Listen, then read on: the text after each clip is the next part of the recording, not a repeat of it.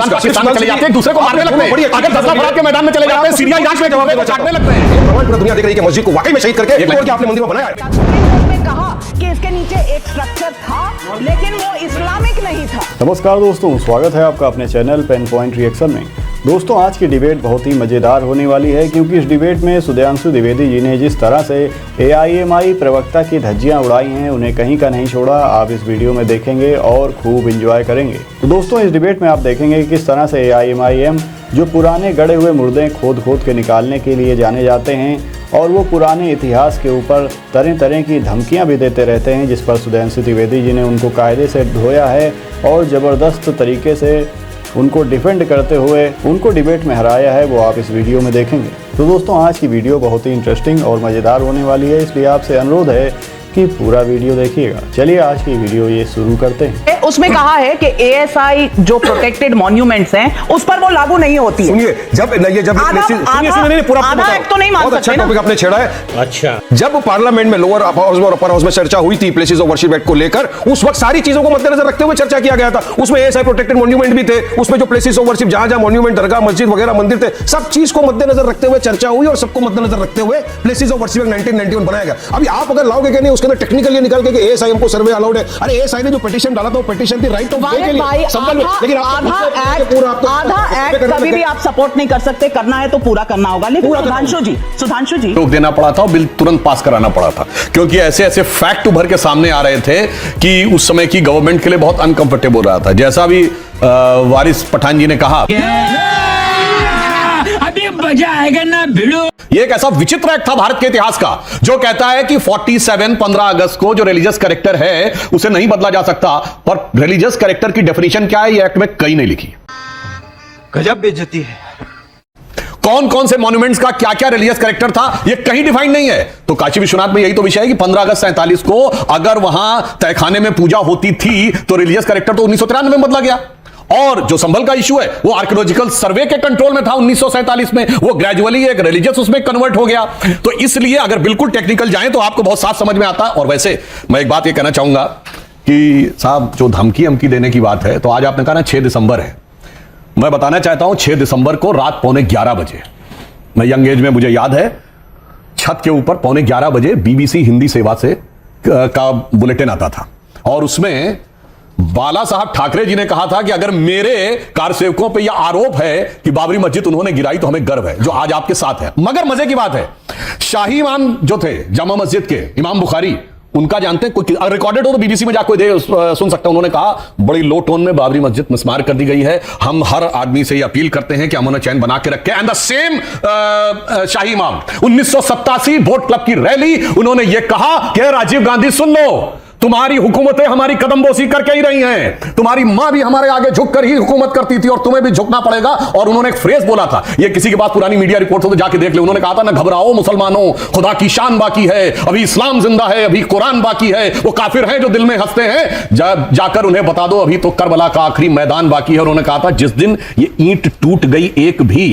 ये मुल्क इतने टुकड़ों में तकसीम होगा कि आप गिन नहीं पाएंगे। और मैं एक और लोग याद दिलाना चाहते हो, सबको याद होगा, लोग कहते थे जिस दिन राम मंदिर बन जाएगा उस दिन मिडिल ईस्ट के देश पेट्रोल देना बंद कर देंगे। आज राम मंदिर भी भव्य बना है और सुनिए अबू धाबी में भी मंदिर बना है। हरामी हो बेटा। और Bharat middle east Europe corridor भी बन रहा है।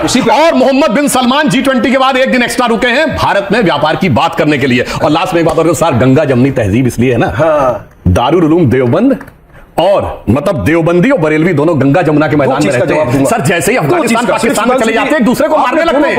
कैसा लगा? सूजी है सूजी। अगर दसला फराद के मैदान में चले जाते हैं, सीरिया इराक में जवाब को काटने लगते हैं। दो चीज का जवाब आपको दूंगा। एक तो बाबरी मस्जिद का आपने कहा, तो मैं तो आज भी बोल रहा हूं, मेरा मान्यता है। विष्णु जैन जी जुड़ चुके हैं, आपका स्वागत है। स्वागत। दो चीज सुधांशु जी ने बहुत कही, मैं उनको ये वापस याद दिलाता रहूंगा। सुधांशु जी, मेरी मान्यता तो आज भी है, मेरी आस्था आज भी है कि एक बार जहां मस्जिद थी है ता कयामत तक रहेगी। नहीं, आप मुझे ये बताइए कि आपकी प्रॉब्लम क्या है?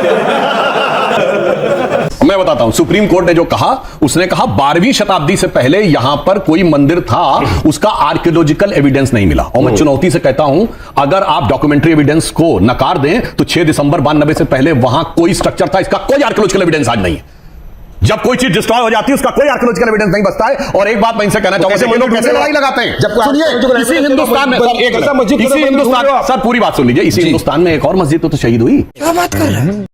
शरारे शरीफ, सदियों पुरानी मजार जलाकर खाक कर दी गई और मस्तगुल पाकिस्तान भाग गया। एक मुसलमान उसके लिए छाती नहीं पीटता।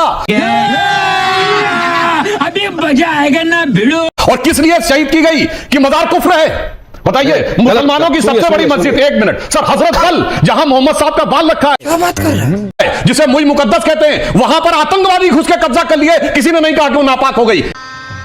गजब बेइज्जती है।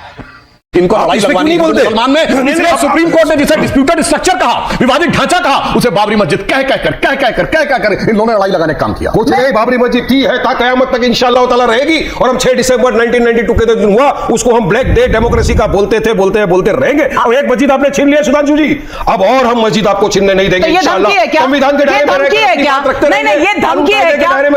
यही जमात ने आज कोर्ट में भी कहा, आप बार-बार ये कहते हैं संविधान के दायरे में रहकर अपनी बात करते संविधान कहां से आ गया? जब आप अयोध्या का वर्डिक्ट नहीं मानते, जब आप कोर्ट की प्रक्रिया नहीं मानते, तो संविधान के आप कैसे बिलीवर हो गए? लेकिन अब मैं जमाई साहब से पूछना चाहती हूँ, अमीर जमाई साहब, एक तो ये बोलते हैं जो बोलते हैं, दूसरी तरफ से राम गोपाल यादव जी बोलते हैं। राम गोपाल यादव जी कहते हैं छोटे छोटे जज देश में आग लगवा रहे हैं। आज उन्होंने कहा हाँ होगा ही, अगर इस तरह से कोर्ट में दायर किए जाएंगे पिटीशंस तो अशांति होगी। मैं पूछना चाहती हूं, किसको डरा रहे हैं, किसको धमका रहे हैं? क्योंकि 92% वोट आपका मुसलमानों से आता है। ये 2024 के लोकसभा इलेक्शंस दिखाते हैं, इंडिया गठबंधन को 92% मुसलमानों का वोट मिला, तो बस उन्हीं के लिए, एक वोट बैंक के लिए ये स्टेटमेंट्स हैं। बात से मुसलमानों की नहीं नाविका जी, आपका कार्यक्रम पूरे देश में इस वक्त करोड़ों लोग देख रहे हैं। हम इतिहास के छात्र हैं, स्टूडेंट रहे हैं। पुष्पमित्र सिंह ने इस देश के अंदर यहां से लेकर अफगानिस्तान तक, नाविका मैम, पूरे देश में उसने जो है बौद्ध मठों को जमीन में दफना दिया। आपका नाम बताइए, हवा मत दफना दिया था। कोट करिए सोर्स, और बताइए हवाले झूठ मत बोलिए, सोर्स कोट करिए, इनको सोर्स कोट करिए, सुधांशु और करिए, और एविडेंस नहीं, एविडेंस किताब बताइए, सोर्स किताब बताइए, और सुनिए फैक्ट पर बात करिए। ये धमकी किस बात की है? देश में संविधान है, कोर्ट जाइए। अब देखिए, अमीर जमाई जी ने आए बाएं साएं बोला, अभी उसका पहला प्रमाण ये कह रहे हैं मुसलमानों ने बड़ा उदार हृदय दिखाया और सुप्रीम कोर्ट को स्वीकार किया। भैया कान में तेल डाले बैठे थे वारिस पठान, तो बोले ताक कयामत बाबरी मस्जिद रहेगी और हम हमेशा मानते। फिर भाई एक तरफ ये बोल रहा, दूसरी तरफ ये बोल रहा, सरेआम झूठ इसे कहते हैं। अब आइए, आपने इस प्रकार की बात कही कि बौद्ध धर्म को नष्ट किया गया, तो मेरे बात आप नहीं बता पाए, मैं किताब का नाम बता रहा हूं। नहीं, अरे भाई आप बोलिए, अभी तो मत बोलिए, आप बोल चुके हैं। रोमिला थापर से लेकर सबकी किताब कोट कर दूंगा, आप किताब कोट करो। नहीं, क्या पुष्पमित्र सिंह आपका हीरो है?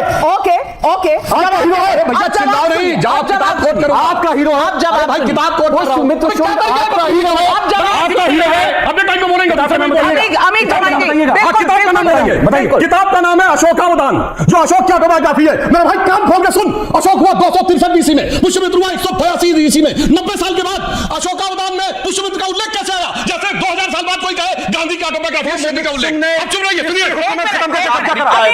शुंग डायनेस्टी कैसे बनी? क्या तरीका है भाई? शुंग डायनेस्टी कैसे बनी? आप झूठ बोलेंगे, मैं रखूंगा आपको। अमीर आप झूठ बोलेंगे, मैं रखूंगा आपको काउंटर का शुंग डायनेस्टी कैसे बनी? मैंने नहीं बोला, आप नहीं कोट कर पाए, आप बोल रहे थे। आप बस सुनो, जनी अमीर के भाई काम खोल के सुनो। आरएसएस की किताब समझ बोलिए, आरएसएस की किताब समझ बोलिएगा। क्या तरीका है ऐसे बदतमीजी? ये तरीका नहीं होता डिबेट का। अमित जमाई, अब सुनो कान खोल के, डॉक्टर अंबेडकर ने लिखा writings and speeches of Baba Saheb Ambedkar, सरकारी किताब है, published by Maharashtra government in 1987, then republished by central government in January 2014 by ministry of social justice and empowerment. सुना उसमें है chapter number 9 decline of Buddhism, page number 229, उसका लास्ट पैराग्राफ में लिखा हुआ है there is no doubt about it that the destruction of Buddhism was done by the invasion of मुसलमान। तो दोस्तों वीडियो आपने देखी, उम्मीद करते हैं ये आपको पसंद आई होगी और वीडियो को पूरा देखने के लिए आप सभी का बहुत बहुत धन्यवाद। दोस्तों इस डिबेट वीडियो के विषय में आपकी जो भी राय है, आपके जो भी विचार हैं, कमेंट बॉक्स में कमेंट करके ज़रूर बताइएगा। और जो लोग चैनल पर पहली बार आए हैं और चैनल को सब्सक्राइब नहीं किया है वो तुरंत सब्सक्राइब कर लें, जिससे कि ऐसे ही डिबेट वीडियो लेटेस्ट आपको लगातार मिलती रहे। जल्दी ही मिलते हैं किसी और डिबेट वीडियो में, तब तक के लिए आप स्वस्थ रहिए, सुरक्षित रहिए। नमस्कार, जय हिंद, जय श्री राम।